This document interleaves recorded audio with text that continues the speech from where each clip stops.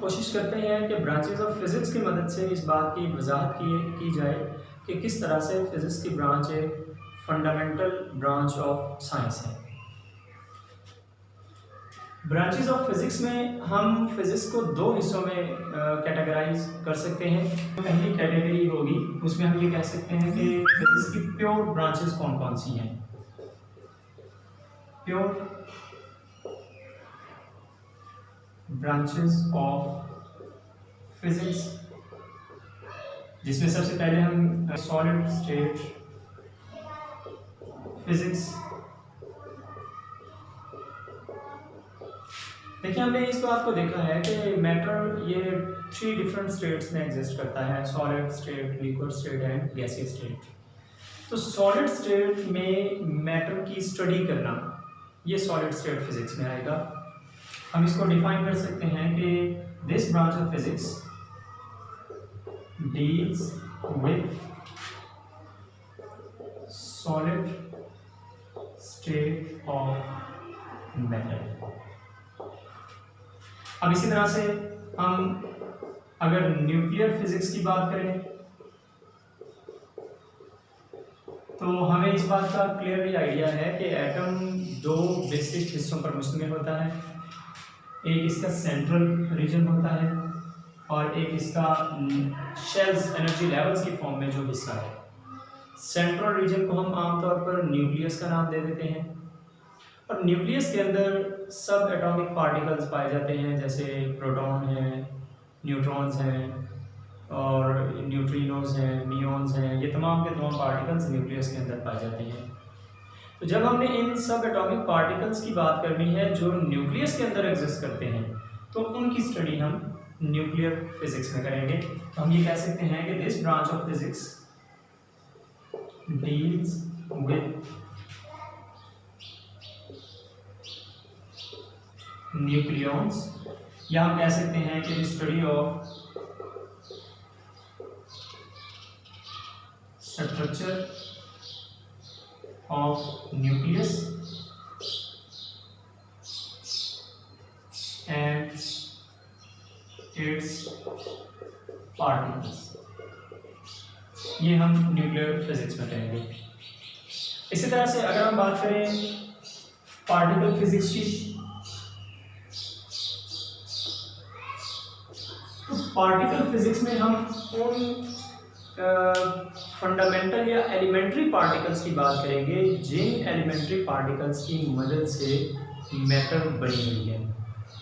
जैसे अगर हम न्यूक्लियस की बात करें तो न्यूक्लियस में इलेक्ट्रॉन, इसको हम कह सकते हैं कि इट इज एलिमेंट्री पार्टिकल, जबकि न्यूक्लियस के अंदर प्रोटॉन्स पाए जाते हैं। इसी तरह न्यूट्रॉन्स मौजूद हैं। तो ये जो प्रोटॉन्स और न्यूट्रॉन्स हैं, these are not elementary particles, ये फर्दर आगे क्वार्क्स से मिलकर बने हुए हैं। तो इनकी जो आगे कंपोजिशन है, इनकी कंपोजिशन में हमें क्वार्क्स के बारे में भी पढ़ना पड़ेगा।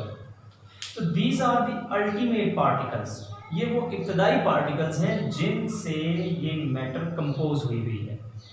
तो हम ये कह सकते हैं कि particle physics deals with ultimate particles of which matter is composed।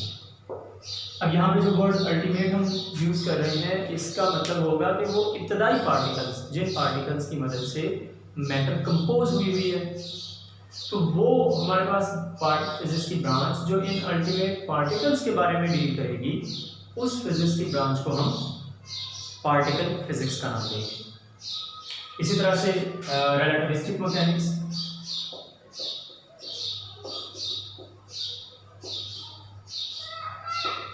तो हम डेली लाइफ में ये देखते हैं कि जितनी भी चीज़ें मूव कर रही हैं उनकी वेलोसिटी स्पीड ऑफ लाइट के बराबर नहीं है। The branch of physics that deals with objects whose velocities approaches to speed of light, मतलब जिनकी वेलोसिटीज स्पीड ऑफ लाइट के कंपेरेबली इक्वल हो जाएंगी, उनकी स्टडी को हम रिलेटिविस्टिक मैकेनिक्स में स्टडी करेंगे। इसी तरह से हम फिजिक्स के लॉज को डिफरेंट जो अदर साइंस की ब्रांचेज हैं, अदर जो फील्ड ऑफ डिसिप्लिन है साइंस के, उसके अंदर भी फिजिक्स के लॉज को हम अप्लाई करते हैं।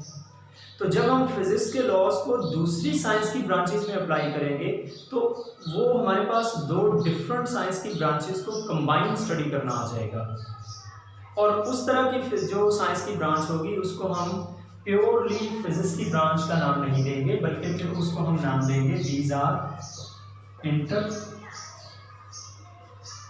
Disciplinary branches of physics.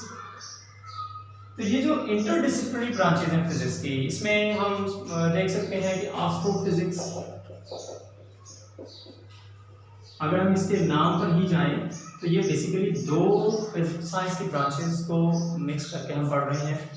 Astro ये साइंस की ब्रांच है एस्ट्रोनॉमी, जबकि फिजिक्स ये फिजिक्स ही है। तो एस्ट्रोनॉमी में हम हेवनली बॉडीज को स्टडी करते हैं। अब जब एस्ट्रोनॉमी में फिजिक्स के लॉज को अप्लाई करेंगे तो वहाँ पर हमें ना सिर्फ एस्ट्रोनॉमी की ज़रूरत पड़ रही है बल्कि फिजिक्स की भी ज़रूरत पड़ रही है। तो इन दोनों फिजिक्स की ब्रांचेस को जब हम मिलाकर स्टडी करेंगे तो वो कहलाएगी एस्ट्रोफिजिक्स। हम एस्ट्रोफिजिक्स को अगर डिफाइन करना चाहें तो it is branch of physics that deals with application of laws of physics in astronomy। अब इसी तरह से अगर हम बायोफिजिक्स की बात करें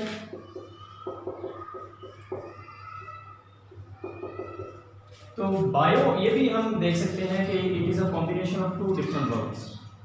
बायो ये बायोलॉजी से है, मतलब लिविंग ऑर्गेनिजम्स, और इसी तरह फिजिक्स, ये फिजिक्स हम अभी पढ़ रहे हैं।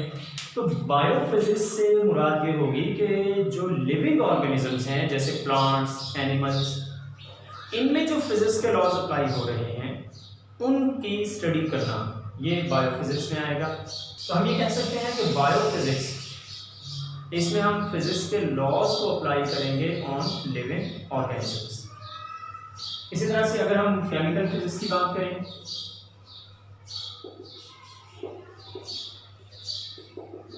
तो केमिस्ट्री के अंदर जब हमने फिजिक्स के लॉज अप्लाई करने हैं तो उसकी स्टडी को हम फिर केमिकल फिजिक्स के अंदर डील करेंगे। तो ये तो थोड़ा सा ओवरव्यू था ब्रांचेस ऑफ फिजिक्स का। अब यहाँ पे हम इजीली इन चीज़ों को ऑब्जर्व कर सकते हैं कि जब हमने बात की न्यूक्लियर फिजिक्स की या पार्टिकल फिजिक्स की, तो ये world of very small objects है, बहुत ही स्मॉल साइज के ऑब्जेक्ट्स इसमें आ रहे हैं। जब हम एस्ट्रोफिजिक्स की बात करते हैं तो एस्ट्रोफिजिक्स में हम heavenly objects, large size objects की बात कर रहे हैं, और जब हम मॉलिक्यूलर लेवल पर या सॉलिड स्टेट फिजिक्स पर हम बात करते हैं तो ये हमारे पास मिडल साइज ऑब्जेक्ट्स की बात कर रहे होते हैं। तो it's mean physics covers all frontier of science. तो इसी वजह से हम फिजिक्स को most fundamental branch of science कहते हैं।